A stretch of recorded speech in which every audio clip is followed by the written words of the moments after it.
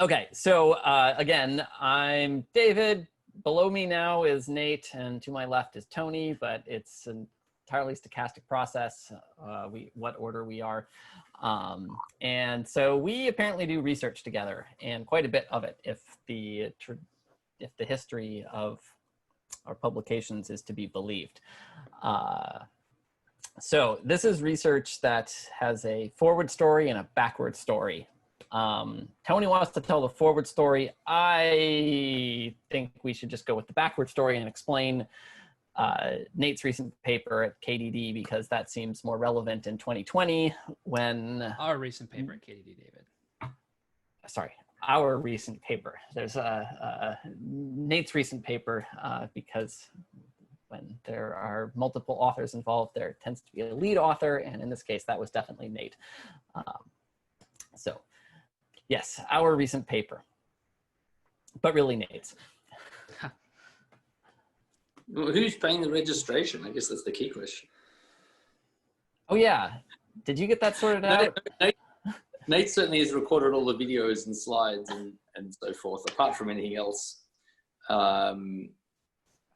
And no, I mean, one of the things as we got to this paper, I mean, obviously, what is it, the 6th or the 7th is, you know, one thing that intrigued me is that we was, you know, here was a new variant, or new to us variant of correlation clustering, and we still had something to say. You know, one might think after 5 or 6 papers together, we'd run out of things to say about correlation clustering.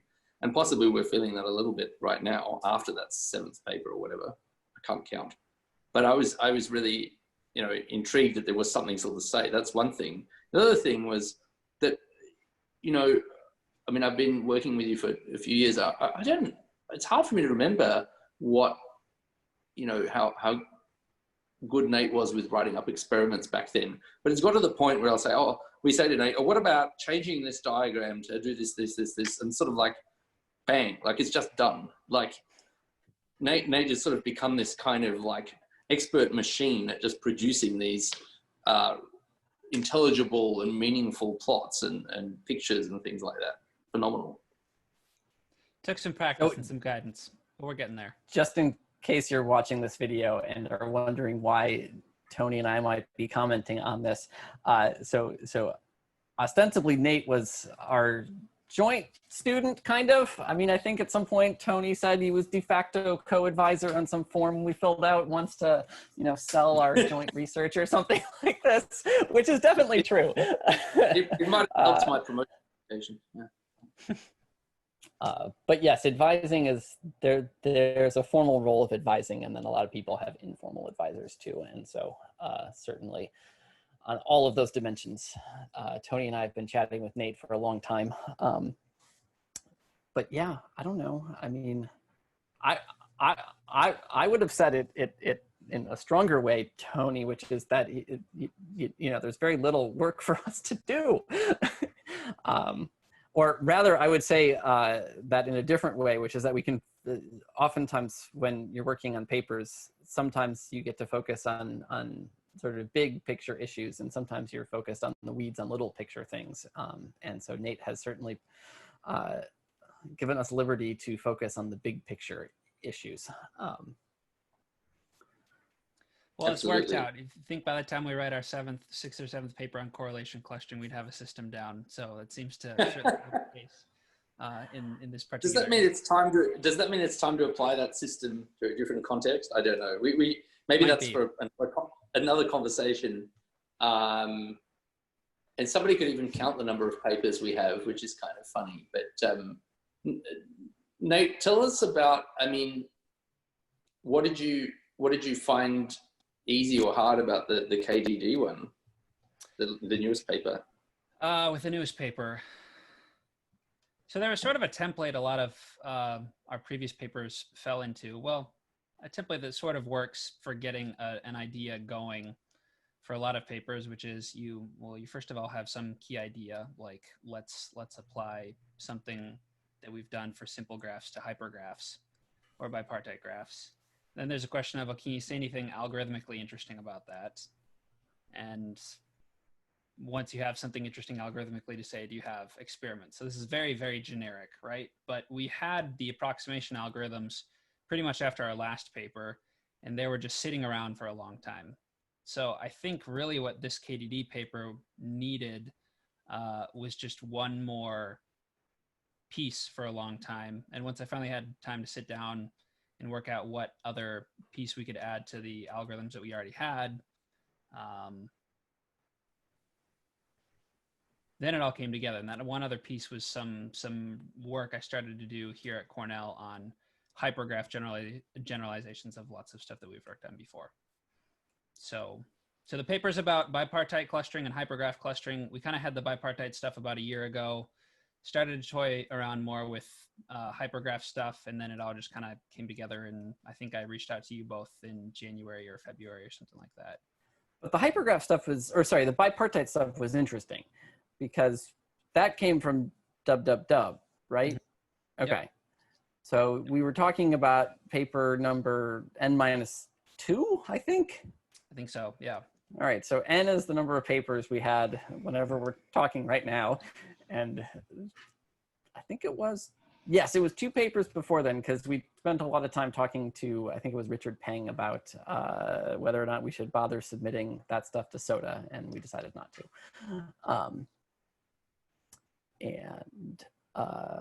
Yeah, so I remember talking about bipartite in the sort of fancy lobby in that hotel in Hyatt in San Francisco, right? That's beautiful indoor space, and yeah, we did. And I think we did a lot of the early thinking there. But of course, we did write something about hypergraphs before that, right? For that ISAC paper. That's true as well. So the idea for hypergraphs was there. It hadn't been pieced together yet with the bipartite stuff at that point, but I guess this is Tony, what are you doing? Oh, sorry, I poured some coffee. Did that make a terrible sound? Unfortunately, no, it's just this. With this virtual background thing, my pour over. So, knowing that I was talking to these gentlemen, I made a point of making myself a pour over coffee with my Hario equipment, and I thought, that was appropriate for this conversation. So, there was a fair amount of research done at other places in coffee shops. The KDD paper actually, I think, managed to avoid most coffee shops, unfortunately. Because we did it in the lobby of San Francisco, and then we kind of realized there's all this interesting stuff you could say, and then we never revisited a coffee shop with it, did we? I think that was probably the last time all 3 of us were in one place. That was May. Yeah, I haven't. I mean, year. That's right. Yep. And then I think we also had a couple other projects that we were finishing up. And so the bipartite stuff didn't, well, it's kind of like we got a whole bunch of results right away, things that we thought were interesting, but weren't quite a paper by themselves. And then there was the other project that we were working on that's now going to be at MFCS. And for a while, those 2, we were juggling what to do with each of those 2. And whether it was the same project or a different project, and they sort of parted ways, and the bipartite stuff sort of got pushed to the back burner. So if I'm pretty sure this number is 7. So it's 7. We have 3 dubs. We have a KDD and MFCS kind of happening around now. Cyanides. We have the Cyanides journal paper with James, and then we have the ISAC 2018. Yeah, I think that's right. I should have counted the other way, actually. So 1, 2. That's all right. Sorry. And no, the thing I remember though, I'm pretty sure, am I right in thinking that our ISAC 2018 paper got the results and they got superseded pretty quickly by some other groups? Yes. Well, another group at University of Illinois at Urbana-Champaign, Lee and Milinkovic, had previously written a paper that gave the first constant factor approximation for a hypergraph version of correlation clustering. Our algorithm improved on it, basically order k-squared approximation to an order k approximation where k is hyperedge size. And then they brought that down to constant factor with a slightly better constant with a little bit more expensive LP relaxation. So almost right away. So we kind of traded back and forth with that group. Yep. But none of these things are actually solvable. That's the problem. So interestingly, we had a slightly more air quotes efficient LP relaxation than the best. I think the difference is our LP has order n to the k constraints, whereas theirs has n to the 2k constraints. So there you go. So much more efficient. We can solve it on graphs with 20 nodes instead of just 10. But we're good at these things. I mean, if we go back to our very first paper, right? Didn't we have, am I right, n to the case, what was the quantity again that we had? N to the d squared or something? The r, like, yeah, d minus 1 squared or That's d right. choose 2 or, yeah. N to the d squared. You know what? It is really interesting that first paper sort of is in a category of its own as compared to pretty much all of our other stuff. Is this idea of like a low rank version of correlation clustering? Look, it's polynomial time solvable because, you know, that's n to the d squared. That's a polynomial. D is small rank. So I occasionally go to these fixed parameter tractability things. I don't think they consider that fixed parameter tractable. No, because, right. Because the parameter is in the exponent. Yeah. That's right. The D is up top, which is not cool. Yeah. Right. No, but that's true. And that paper was interesting in that I was actually just thinking about that I feel like all of the other ones are somehow connected to each other in a, yeah, I guess they are, I think. Well, there's the whole Cyanides paper that came out of us trying to make one picture. Right. Because we wanted to show essentially how well our approximations were doing against a lower bound. And we wanted to say that they were good. And so in order to get that lower bound, actually, sorry, we wanted to see how a suite of other algorithms did against against our stuff. And so we wanted a lower bound to compare against as a fixed reference point. And so I said, surely we can solve an LP. It shouldn't be that hard. And, you know, there can't be that many constraints out of those n choose 3 that really matter. But lo and behold, I was wrong on that one. But we did get some good research out of it on improving our ability to solve these things. So you're right. Then maybe the Cyanides paper is also slightly over to one side, but in that it's about, you know, how do you solve the LPs efficiently rather than, you know, approximation algorithms or whatever it is. But I still think that our first paper is actually the one that's really sort of sits by itself somewhere, right? Which was this low rank. And this started, okay, now I'm getting back to the history. Actually, this is where I wanted. So David, now I'm going to get my years right. I feel like David visited. 2013, it was when I was out at Simon's. Yeah, 13 was Simon's, but you came to Melbourne in 15, if I'm correct. Yes, that's correct. And if I'm not wrong, Laura was visiting or spent some time talking to somebody who's a family friend who worked at the University of Melbourne as well. So you were both were doing visits, and we started talking about this, and I think we solved something for like dimension 2 or something, or rank 2, sorry. There's the so all this low rank stuff starts because if you've got a rank 1 matrix, a lot of problems that are involved on it. I mean, if you've got some problem that depends on a rank 1 matrix, there's not really that much you can do with a rank 1 matrix. And so correlation clustering on a rank 1 matrix just boils down to sorting, assuming it's a positive definite matrix. Right, it's rank 1, not rank 2. Yeah, rank 1, yeah. Yeah. Now, if you happen to just negate that, all expletive breaks loose, and you can show that it's which problem, Nate? It's subset sum or something like that? Sum. Yeah. Yeah. In which case you can't say much about it anymore. But yeah, if you've got rank 1, and then the question so the rank 1 correlation clustering case boils down to sorting, and then that begs the question of what happens with the rank 2 case. And so Tony and I spun our wheels for a little bit, and I don't know. realized that you don't get like it's hard to come up with cases where you have lots of clusters, but it seemed like you would generally get 2 or 3 clusters out of that case. And then we didn't quite get around to finishing that one in the visit. And so then, as generally happens, you return from a visit and then all expletive breaks loose at your current location. You have to do other stuff for a little bit. And so at some point that year, there was a call for EPSI Fellows. This is the East Asian and Pacific Summer Institute. Summer Institute. So this is joint between the NSF and a whole bunch of Pacific Rim countries, of which Australia is apparently a Pacific Rim country. I mean, you are on the Pacific Rim, I believe, so that sounds valid. Indiana's not on the Pacific Rim, but anyway.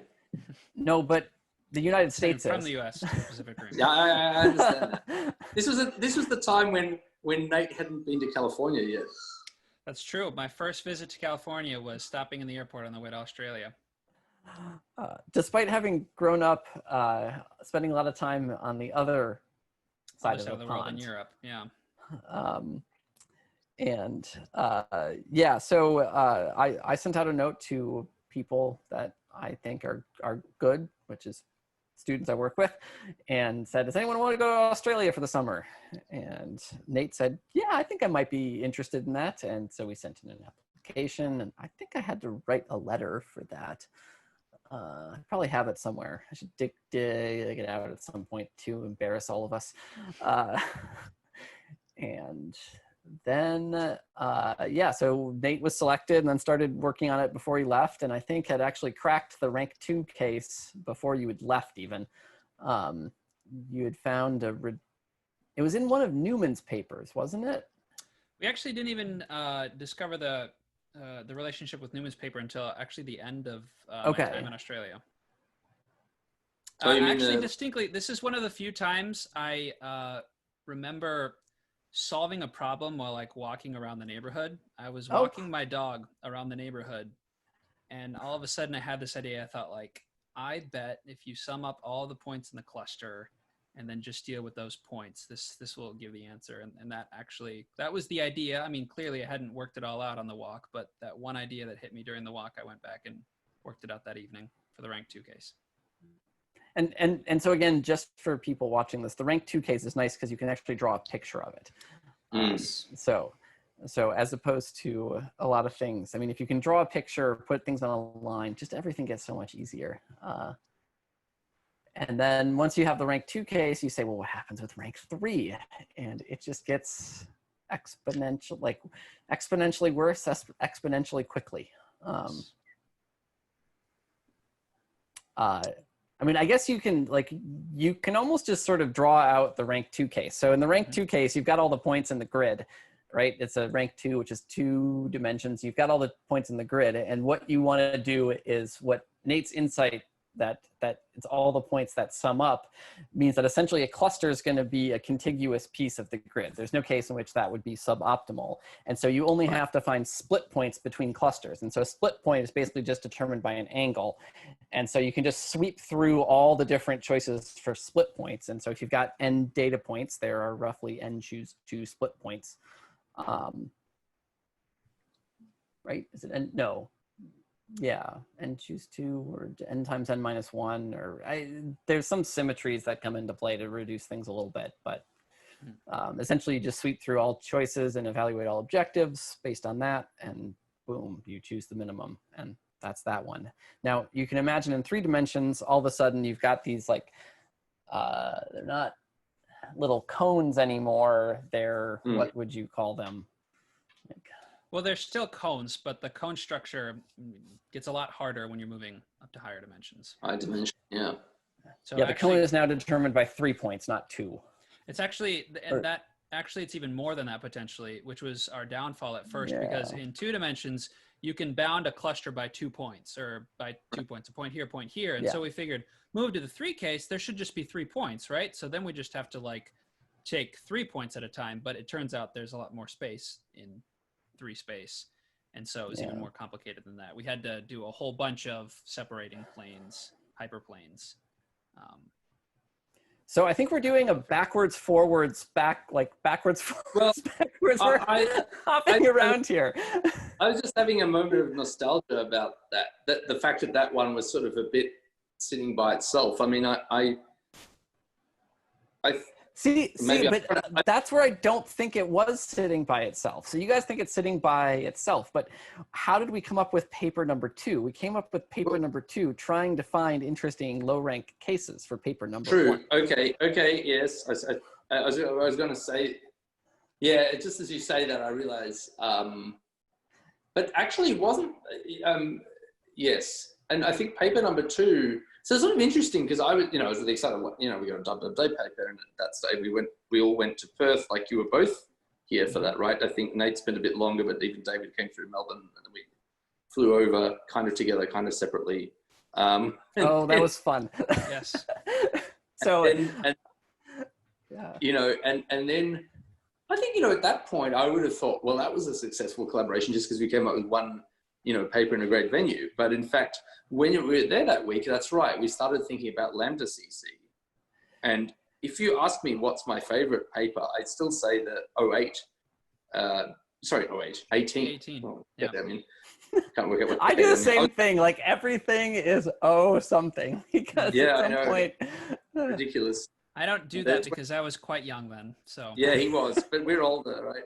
But the 2018 dub paper was probably my favorite paper, I think, just because I think it opened up all the techniques we used. Okay, so whilst it's true that low rank got us thinking about the Lambda CC case, right? So here, all the positive weights are in common and all the negative weights are in common. So I guess that's, it's something in between the general weights for correlation clustering and the sort of the other, complete unit weight graph. And whilst the low rank case got us thinking about that, the techniques we used are different, very different, I think, for Lambda CC, but they also spawned a lot of the techniques we used in the other papers, I think, including in the bipartite, in the KDD paper. But I think just something about that Lambda CC, like I think it, the connection to the sparseness cut, connection to modularity, like the sort of unified things, it seemed like this beautiful midpoint somehow. And also, I don't know, there was just something I particularly remember about Nate's talk in Lyon. It just seemed particularly well organized. And I remember Nate got 7 questions in Lyon, and I thought, that for a kind of an algorithmic theory sort of type paper, that's a very decent number of questions and good questions. Like the audience was really switched on and engaged, and I don't know, maybe it was the whole thing, the conference, the food we had there, the Lambda CC, the way we came up with this idea, the fact that it spawned all these other papers, that's the one closest to my heart. That's a this actually brings up a lot of interesting connections to our most recent KDD paper. I don't know if you guys remember, but when we had the idea for Lambda CC at the end of my first summer in Melbourne, where we saw a connection to sparseness cut, and then we actually spun our wheels for a long time. I mean, this is definitely I would agree, our best paper at this point, but we spent a long time trying to figure out some extra beyond, we had a nice connection to sparseness cut. Eventually we found a nice connection to cluster deletion, but we did not have any interesting algorithmic results for the longest time. And actually when I went to spend a week in Melbourne, a second trip there before our trip out to Perth, we kind of spent a week spinning our wheels and not knowing what to do with this paper. We actually were very close to submitting an early version of that paper to KDD. And we pulled back because essentially it just didn't feel like we had enough interesting stuff. And we kept spinning our wheels. And then it was finally, we had I think the breakthrough change was, for the longest time I was trying to prove a constant factor approximation for small values of lambda, which later we found out was impossible anyways in a later paper where we proved there's a log n integrality gap. And then things switched when I started thinking more about the large lambda regime, and then we got a constant factor approximation, and then things sort of pushed through with dub. But what I think is interesting about all of this is now— But you're forgetting a whole nother thing. What's that? We sent it to PNAS. We did send it to PNAS after we had those constant factor approximations. After, yeah. So what happened? So we were almost about to submit to KDD basically by saying we have this framework that's connecting sparsest cut and cluster deletion, but not super interesting algorithmic results or no approximation factor or anything of the sort. And then we found a connection to modularity, which being the most well-known framework for clustering, having a connection to that made it somewhat more interesting, and an approximation factor. Then we thought, okay, this is very different now. Let's try sending this to PNAS. And then once we heard a no from them, that's when we pushed on to dub. Well, it wasn't even reviewed at PNAS. Right, so. right. It was a very quick no. What I think is interesting is, so that took... It wasn't that quick. No. It was still like a month and a half or something like that. It was long for a no. Desperate. Right, For nice. a desk reject, that was It was long. a long desk reject. There were two other... I'm remembering two other things, though. I believe that the cluster deletion connection might have come out of a conversation I had with Flavio. That was Flavio. Yep, that was Flavio, and we thanked him. We mentioned him in the acknowledgement section. So, which was immediately Wait, after... are you sure it was KDD and it wasn't NeurIPS that we were going to send it to? No, it was both. Okay. I do remember, I still have a very, I think it was both situations. There was a very early version that we thought about pushing out, and that sort of died a little bit early. And then we thought a little bit longer and a little bit harder about NeurIPS, but I still think we didn't end up submitting to that. Maybe it was because while we were in the process of getting ready to submit to NeurIPS, we found several other nicer results, and we thought, wait, let's hold off and see if we can send this somewhere else. And you're right about the spinning the wheels, because I came for a visit. I was at Purdue in 2016, I think about 2 months after Nate had been in Melbourne. Yeah. And I think we were spinning then. Like we had these conversations at was it Grey House? Was that place called? It was. Grey House. We were busy trying to prove something that turned out to be not at all true. And you know, and we were busy. I mean, we should explain what we're trying to prove here. So lambda is this parameter that basically says how much, like you've got a graph and you want to slice it up into pieces, and lambda basically is a cost associated with splitting something that's not an edge. And so if lambda is really, really, really tiny, you're not going to split your graph at all. And then there's some threshold value of lambda where all of a sudden you're like the value is big enough where it breaks into two pieces. And at the other end, if lambda is really, really, really, really big, essentially it's, do I have this wrong? Is it better to keep everything, like every little vertex is its own piece. And then at some point they like merge into these little groups that are cliques. And so cliques are optimal for that case. And so what we wanted to show is that as you vary lambda from this threshold value where it splits into two, all the way up until there, the number of groups that you get is monotonically increasing. And that is not true.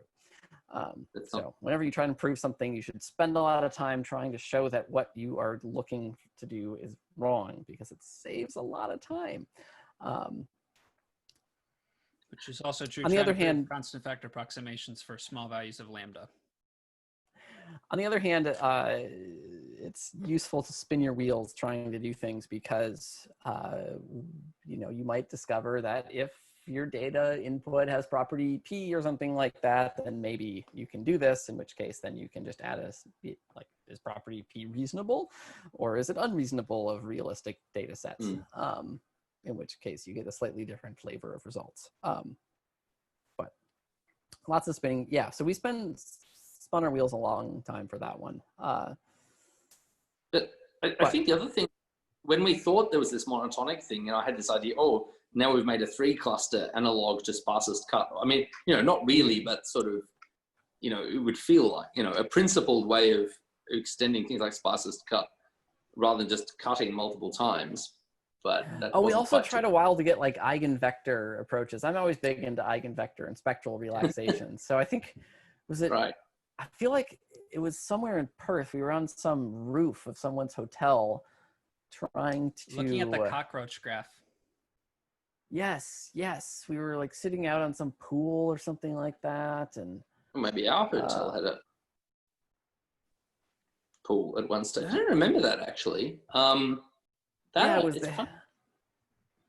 It's funny I don't remember that. There was something else about, oh yeah, the other thing is that one of the algorithms we end up using was something that a reviewer pointed us to. I'm very indebted to that reviewer. I don't know. Do you know who it is? I have no idea who the reviewer is. If you are listening, thank you for pointing out the work by Van Zuylen and Williamson on deterministic algorithms for correlation clustering. Which, yeah, I probably should have known anyway, but that's all right. I guess we were too excited to have a constant factor approximation and this I think this lowered the constant somewhat, correct? This lowered the constant, yes. We had a 4 and 5 approximation that we lowered to 3 and 2.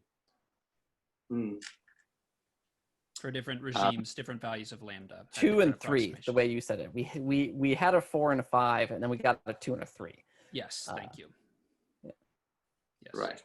So 4 was for cluster deletion or all lambda above some threshold that corresponds with cluster deletion, and then 5 was the general case where lambda was bigger than a half, and then those went down to 2 and 3 after we discovered this paper that we ought to have known about, but so I don't know. Just thinking, well, I wanted to turn us a little bit towards the Cyanides paper, but just before that, just thinking about sort of remember I talked about the audience response. I thought there was a really good feel in the room at the dub 2018. I almost said 08 again. I went to the ISAC later that year, and I don't know, I didn't get that. Somehow it wasn't quite the right venue. I mean, it was the right venue in terms of quality of the paper, but the crowd didn't seem too focused. I mean, I wonder what it's going to be like. What do you think it's going to be like with the upcoming? I realize we haven't talked about our KDD 09 paper and the MFCS paper, which I think are quite closely connected. Yeah. Did I say 09? You said 09. Yes. And did I say KDD? I think you did say KDD. But you meant so that was completely wrong. What I meant to say was dub 19. I got it wrong. The dub 19 paper, and then the MFCS 20. Okay. Whew. Too many acronyms. We haven't really talked about this sort of. I mean, I guess that's sort of. Well, the question is, once you have a parametric framework, the question comes up: how do you pick the parameter? Now you've got this CC. Yeah, exactly. What lambda is meaningful? Yeah. And so there's all these like information theoretic criteria that I don't think are particularly satisfying. But on the other hand, if you're back up against a wall, they're not bad either. But essentially what we were trying to figure out was, hey, you've got this framework, and can you choose options in it more deterministically? And so around this time I was talking with a lot of bioinformaticians, and they always say, I want to use the latest and greatest clustering algorithm. And so then you ask them, why? What do you want that k-means doesn't do, or correlation to some standard algorithm? And they say, well, I want clusters that look sort of like this. Well, you've got those clusters. Why do you want those? Like, you're done, right? There's nothing, this isn't a problem. Well, but I don't trust those. I don't think that the data is complete. I want you to sort of give me stuff that looks like that. Okay, so now you're in the realm of something more interesting, which is looks like that. So we then set out to solve, how do you pick the parameter so that it looks like some existing clustering or some existing cluster? And so there's all sorts of cute little trade-offs there that involve, oh, this is where you showed that it's a, so one of this gets like, I think we need the Cyanides paper in here as an interim, no, there's some fancy Latin word, interregnum or something like that. But no, that's between. Interregnum means that it was, I mean, maybe it was in terms of controlling what we were doing, but interregnum was quite. Yeah, no, it's not quite the right word, but anyway, some intermezzo, is that what they would call it in music when you sort of go off on a tangent? But to mathematicians, we went off on a tangent. Exactly.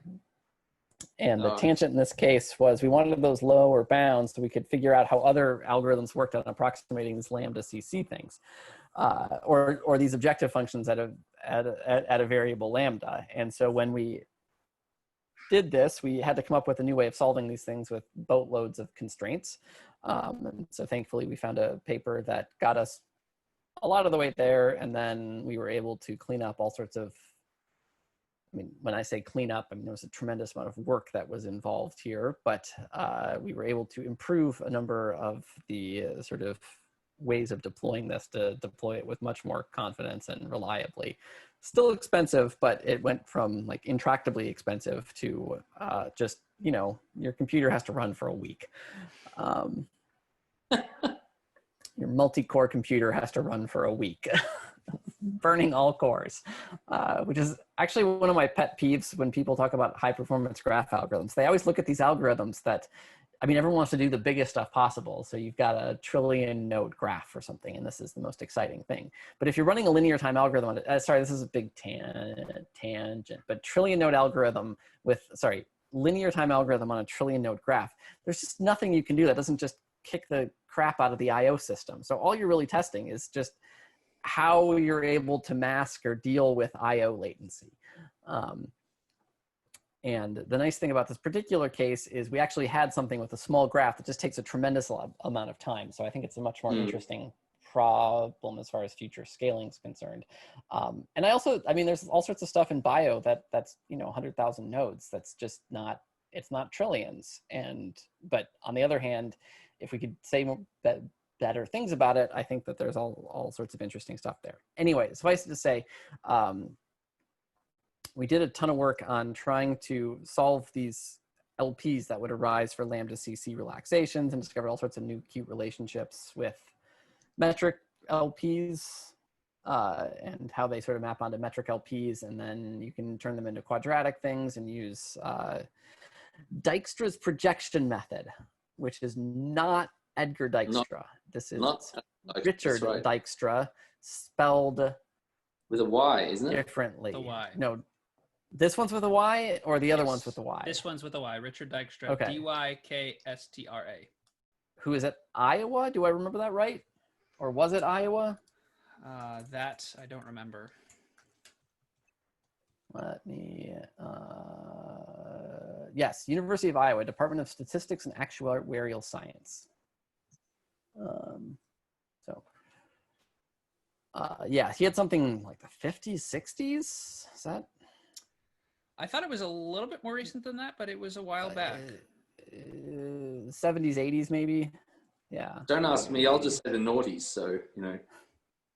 The naughties. Anyway, yeah, so then we wrote that up and we sent that one to NeurIPS. That one did go to NeurIPS. That one did. And NeurIPS did not like that one. I don't remember getting particularly trenchant feedback. So then we rejiggered it and sent it to Cymods. And Cymods did like it. And then that one was at Cymods. But as part of that, what we found, long story short, we made that one to make, like, it turns out that if you have a different algorithm, it makes a bowl-like curve. All right. That's right. And so when you plot how well a fixed clustering does against these frameworks, you get these bowls. And that was an empirical phenomena until Nate realized that is actually a theorem. And you can prove that always happens. And so if you're given a clustering, then dub 09 for Tony, 19 for Nate. 2019 over here. 2019. I like the specificity there. Not 1919. And that was essentially taking advantage of that phenomena to be able to take a cluster and then figure out where it falls in this landscape and solve for the optimal value of lambda that will lie at the bottom of that bowl. Which is actually, I mean, if you just, I mean, when you phrase it that way, it's not surprising that the answer would be bisection. but it turns out simple bisection doesn't work, which surprised me when we were talking about it at some point. You need to do something ever so slightly more complicated and more interesting. I think you called it 2-branch bisection or something like that. I remember the 2 branches. I forget what I named it though. Yeah. I just remember calling it over and over again, this bisection-like method. Yeah. So bisection-like, because so the idea is you've got this bowl and you are testing an individual point. I'm trying to avoid my virtual background here. I should have a little picture or something. And you pick your point and then you have no idea. So sorry, you've got 2 points and you don't know if the bowl curves this way or the bowl, let's see, I've got it, 2 points here. So it could curve down this way, right? That would be feasible. Or it could be between the two in the middle. So it could curve down and curve up. And so once you get your 2 points, you test the point in the middle, and that tells you if you're either, well, the point in the middle is lower than one of the other two, then you know that you've bounded it and you're sort of in the standard bisection case again. But in the other case, you would know that you need to sort of go over this way, I guess. But I think it's even, there might still be 1 branch I'm missing there. Anyway, enough hand animation with things. We probably should have come with diagrams. Yeah. Can't hold them up on a virtual background. Edit them in later. Yeah, we can edit them in later. There we go. So for these 2 gents, it's evening. I'm afraid I'm going to have to run off in a few minutes to do something. Yeah, I gotta go. Actually, I'm getting in trouble with those who. I just was wondering if we could just very briefly talk about the MFCS work, because that's the only one I think we haven't talked about, and where that fits in with the web conference 19. So, because we changed the objective function here so that it was monotonic. Or rather, we reverted to the first idea we ever had. Because there's a difference between having a positive edge of weight 1 and a negative edge of weight lambda versus having a positive edge of weight 1 minus lambda. So this affects your approximation factors. But it just kind of depends at the end of the day, sort of what's convenient for different results, different ways of thinking about the problem. So what we found out earlier was it was nice to have the 1 minus lambda positive weight for our original lambda CC work. In our most recent work, we're essentially trying to find the LP relaxation for all values of lambda, not just pick one and then solve the LP. And we really could have done it either version, but the cleanest way to present our results happened to be to think of there being a positive edge with weight 1 and a negative edge with weight lambda. So this led to the cleanest exposition, so we ended up going with that. Yes. And so on the topic of clean exposition, I think I'm going to have to make a clean exit. Okay. All right, but I think I am recording it. So when I leave, I suspect it will stop recording, but we can see. So you guys there's a little recording icon, and so I don't know what'll happen. So this will be an interesting test. Watch. All right. Thank you for 7 pages together. Thank you both.